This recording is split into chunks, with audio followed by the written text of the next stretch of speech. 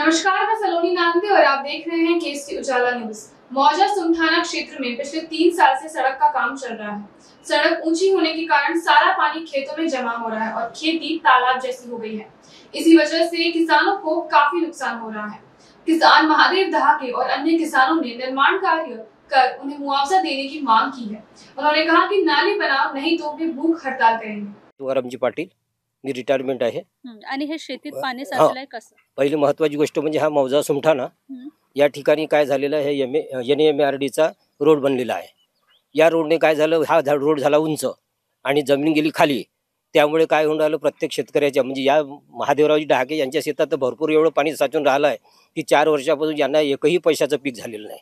दरवर्षी ते पेरतात, जुलैमध्ये ऑगस्टमध्ये पाऊस आला का त्यांचं पीक समाप्त होतो, नष्ट होतो आणि त्यांचं फार नुकसान होते।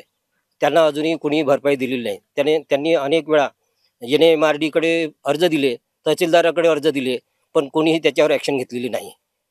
तर काय होऊन राहिलेलं आहे की या ठिकाणी नाल्याची परमनंट व्यवस्था व्हायला पाहिजे। जमा जे झालेलं पाणी आहे हे पाणी बाहेर निघालं पाहिजे आणि त्याच्यामुळे कोणत्याही कास्तकाराचं नुकसान झालं नाही पाहिजे। जसं NMARDने रोड बनवलेला आहे तशाच प्रकारे त्यांनी या नाल्याची व्यवस्था करायला पाहिजे।